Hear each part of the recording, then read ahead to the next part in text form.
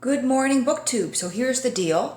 Today is Sunday, and I'm headed out to an antiquarian book fair. I've never been to this one before, but apparently this is the 39th annual book fair.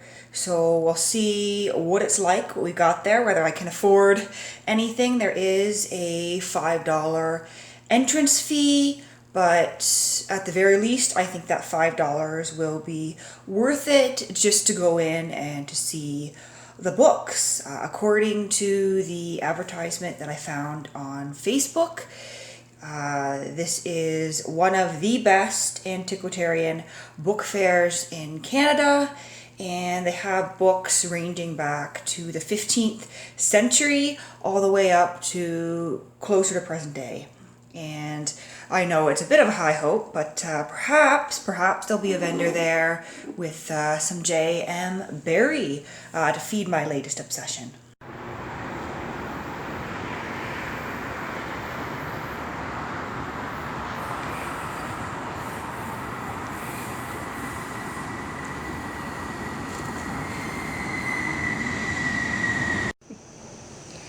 It's Sunday in Ottawa.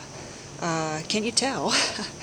I haven't ridden this new LRT line on a Sunday morning yet, and it's quite literally dead in these stations, which is kind of nice.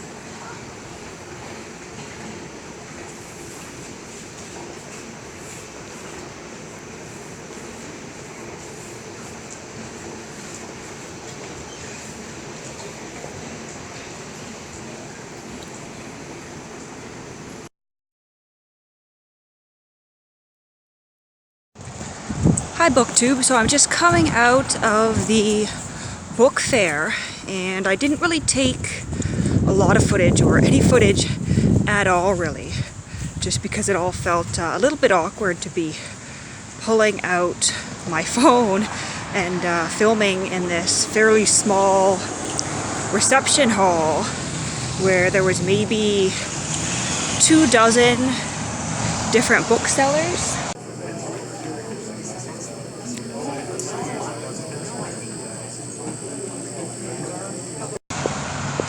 And I did pick up a couple of books. I got a folio edition of Eminent Victorians, and I've never really been a fan of the folio editions, but this is a book that I do want to read, and this is a fairly nice one. I do like the way it looks, and it was only $15.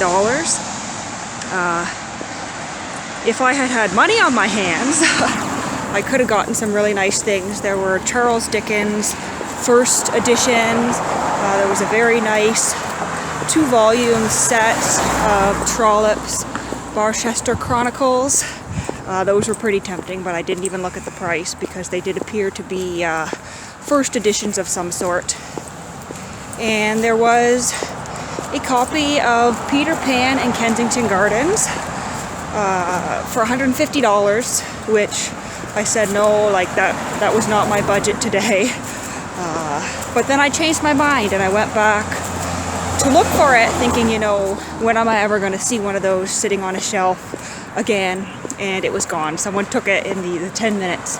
But I also got a Louisa May Alcott book that I'll show you a little bit later. I'm going to catch the bus here and head to a friend's place. We're going shopping for Halloween costumes this afternoon. I stopped vlogging long enough to cross the street. That is not the headline I want to see. A distracted Ottawa booktuber killed while gushing over her book fair finds. But as I was saying, I'm going Halloween costume shopping this afternoon with friend of mine. I have no idea what I'm gonna get. I'm not a big Halloween person, but I've been invited to a Halloween party, so I guess I sort of have to dress up for that. But I'll check in a little bit later. So I did find my Halloween costume. As you can see, I've got this very big sparkly witch's hat, and I found this beautiful velvet dress, so I'm going as a witch to my friend's Halloween party next weekend. And it's kind of neat because it's got this long sort of cape at the back. It's an indoor party, so I guess I'll be warm enough, but it's also got this dramatic slit up the leg, so should be fun. I haven't dressed up for Halloween in many years, and I don't think I've been to a Halloween party in my life, but yeah, we went out to Value Village this afternoon, and my friend is going to be a mermaid. So here I am with the books that I got. It was actually quite convenient. This is a bit folded up and messy now, but when I went into the hall, just outside, they had this handout letting you know who the different sellers were. And I would assume this is fairly common when you go to an antiquarian book fair or book venue, that there would be some sort of handout letting you know who was going to be there. As well, they had this, so if you happen to be in the city of Toronto, November 1st to 3rd of this year, there is also a book fair at the Art Gallery of Ontario. So that I'm not going to be in Toronto, but I grabbed that anyway. So let's see. I purchased a book from Wilfrid M. de Freitas, bookseller from Westmount, Quebec. So let's see if I can find them on here. So we are looking for the seller from Westmount. So here we go. So I purchased a book from this seller located in Westmount, Quebec. They specialize in first editions, natural history, travel and exploration, architecture, Sir Winston Churchill, and Vanity Fair prints. But I didn't get any of those things from them. Rather, they had a collection of folio editions, and it's funny. I responded to somebody's video recently about how I find folio editions quite ugly. Now here I've gone and I've purchased one, but that's because I didn't find this one ugly, and this one is from the 1980s, so perhaps that's why I like it.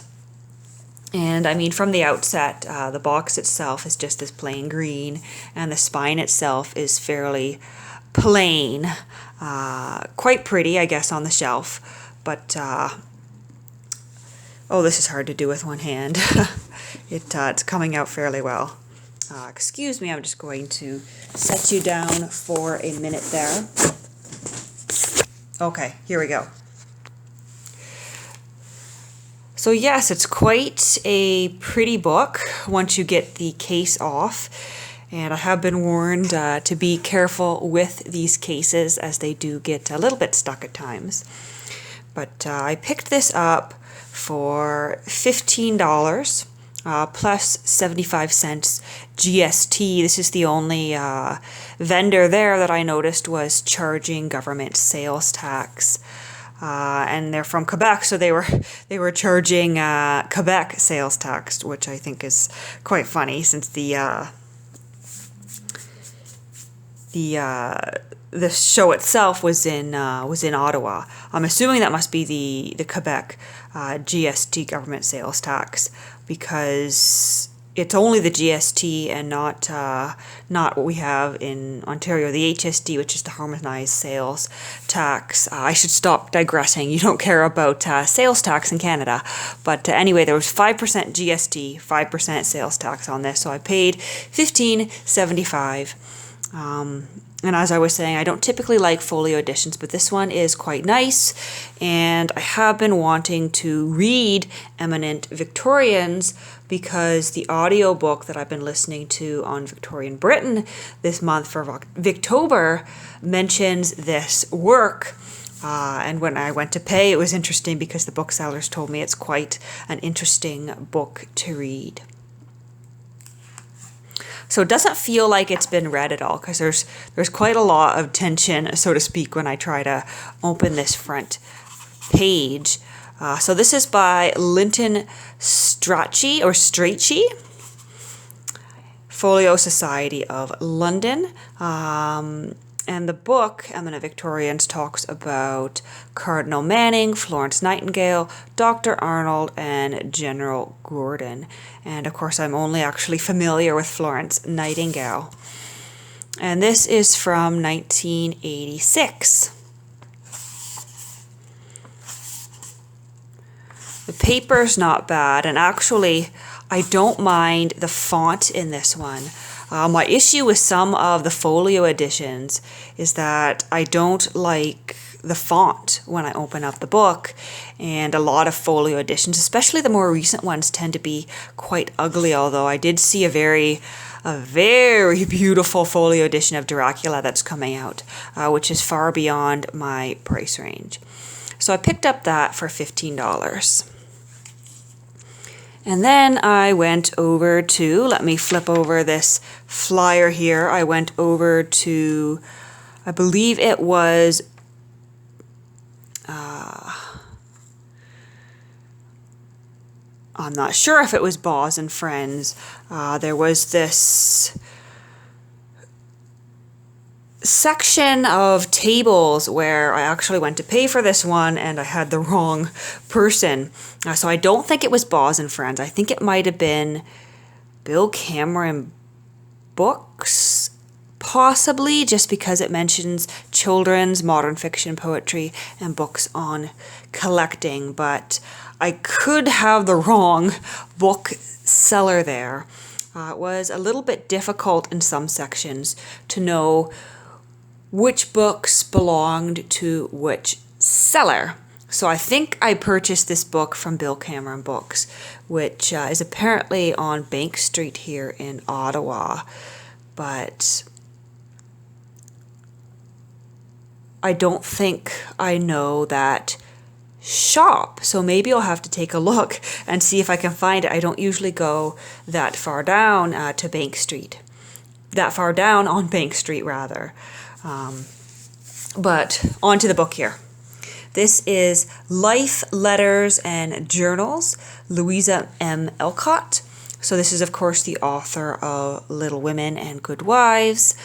She also wrote Little Men, and it's a really beautiful book. The spine is lovely.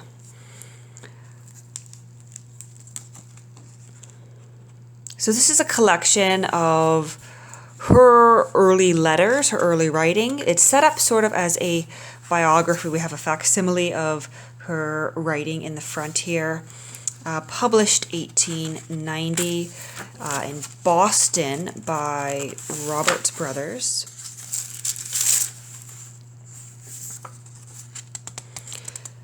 And so it's set up as a biography of sorts. We begin with this interesting introduction about her, but then when we get into the actual book, we begin with genealogy and parentage. So the author starts in with genealogy of the last name Alcott. Louisa Alcott was the second child of Amos Bronson and Abbott May Alcott. This name was spelled Alcock. In English history, about 1616, a coat of arms was granted to Thomas Alcock of Silbertoft in the county of Leicester. The device represents three cocks, emblematic of watchfulness, and the motto is Semper Vigilantes. The first of the name appearing in English history is John Alcock of Beverley, Yorkshire, of whom Fuller gives an account in his Worthies of England. Thomas and George Alcock were the first of the name among the settlers in New England. The name is frequently found in the records of Dorchester and Roxbury and has passed through successive changes to its present form. So that's not something you often get with a biography. You don't often have the author explaining the genealogy of a name. So I thought that was quite an interesting way to start. I've just read a chapter or two here, but then we get into some letters that Louisa May Alcott's father wrote to her and some early letters from her to other people. And in the introduction, the editor rather, explains that we don't have many of Louisa May Alcott's letters because, as was her wish, many of them were destroyed after her death, and she didn't tend to write to many people outside of her family. She wrote as an occupation, and so she didn't write much for leisure, so to speak. But she was writing from a very young age, and her father actually had her keep a journal from childhood.